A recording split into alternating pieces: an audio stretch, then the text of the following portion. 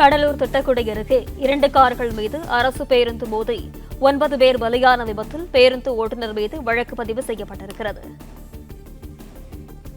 விவரங்களுடன் செய்தியாளர் மணிகண்டன் இணைப்பில் இருக்கிறார். வணக்கம் மணிகண்டன், விவரங்கள்.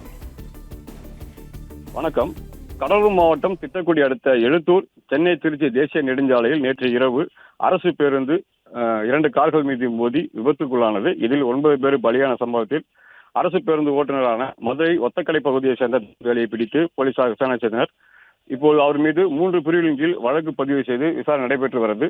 இதில் அதிக அலட்சியமாக வாகனத்தை ஓட்டியதாகவும் பிறர் மீது அச்சுறுத்தல் ஏற்படுத்தும் வகையில் வாகனம் ஓட்டியதாகவும் 3 பிரிவுகளின் மேல் வழக்கு பதிவு செய்யப்பட்டுள்ளது.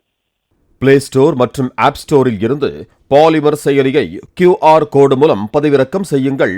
செய்திகளை உடனுக்குடன் பெறுங்கள்.